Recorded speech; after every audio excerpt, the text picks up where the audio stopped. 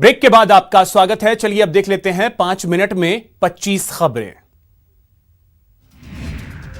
Corona संकट के बीच BJP ने वर्चुअल रैली की। आज ओडिशा जनसंवाद रैली को गृह मंत्री अमित शाह ने संबोधित किया और कहा कि यह संवाद परंपरा बीजेपी अध्यक्ष जेपी नड्डा ने चालू रखी है, वो दुनिया की राजनीति को रास्ता दिखाने वाली होगी।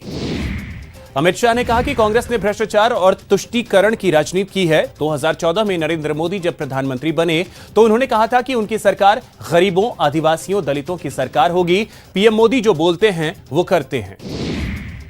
शाह ने कहा कि पीएम मोदी ने 50 करोड़ गरीब भारतीयों के लिए आयुष्मान भारत की शुरुआत की, साथ ही 10 करोड़ घरों में शौचालय बनवाकर माताओं बहनों को सम्मान से जीने का अधिकार दिया। इसके अलावा 2.5 करोड़ लोगों को जिनके पास घर नहीं था उनको मोदी सरकार ने घर देने का काम किया।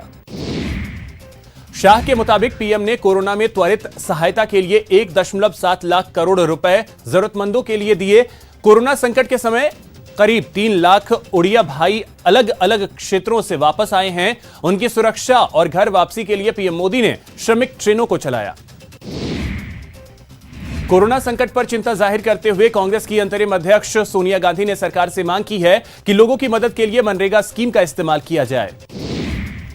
दिल्ली के उपराज्यपाल अनिल बैजल ने केजरीवाल सरकार के उस फैसले को पलट दिया जिसमें कहा गया था कि दिल्ली के सरकारी और प्राइवेट अस्पतालों में सिर्फ दिल्ली वालों का ही इलाज होगा। एलजी के फैसले के बाद अब दिल्ली में सभी लोगों का इलाज हो सकेगा।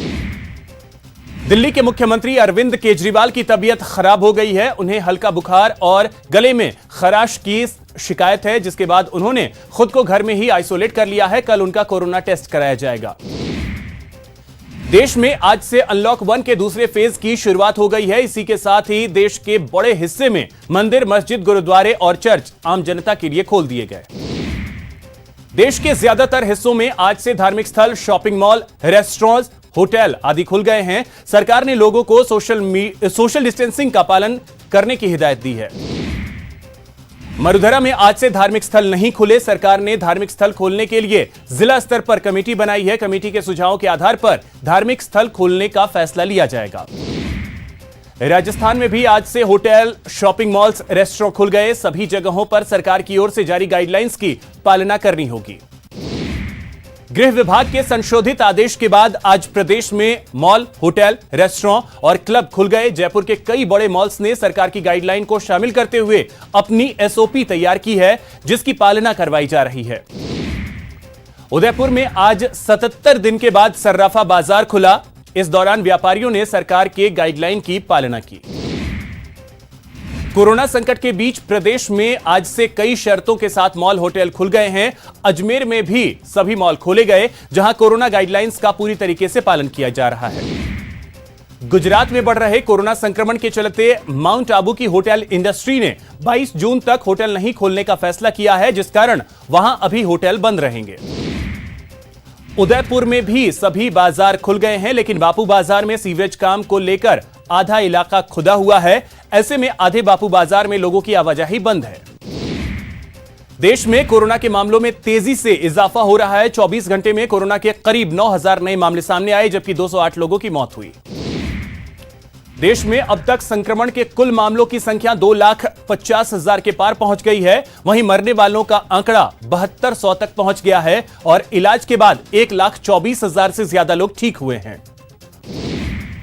जम्मू कश्मीर के शोपियां जिले के पिंजोरा इलाके में मुठभेड़ के दौरान सोमवार सुबह सेना ने 4 आतंकियों को मार गिराया। सेना को पिंजोरा इलाके में आतंकवादियों के मौजूद होने की सूचना मिली थी। पिछले 24 घंटे में जम्मू कश्मीर के शोपियां जिले में आतंकियों के खिलाफ सेना ने ताबड़तोड़ एक्शन को अंजाम दिया है और 9 आतंकियों को मार गिराया। बूंदी समेत कई जिले में 15 मिनट तक तेज बारिश हुई। बारिश के चलते तापमान में गिरावट दर्ज की गई। प्री मानसून की बारिश ने कोटा नगर निगम के नालों की साफ सफाई की पोल खोलकर रख दी है। बारिश की वजह से औद्योगिक क्षेत्र प्रेम नगर इलाके में बाढ़ जैसे हालात पैदा हो गए। उदयपुर में तूफान के कहर से एक मजदूर की कच्ची झोपड़ी की छत उड़ गई। ऐसे में पीड़ित परिवार को अब बारिश के बीच कई तरह की दिक्कतों का सामना करना पड़ रहा है।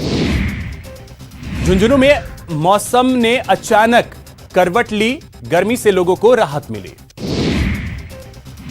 दिल्ली में आज फिर भूकंप के झटके महसूस किए गए। हालांकि रिएक्टर स्केल पर इसकी तीव्रता बेहद कम 2.1 आंकी गई।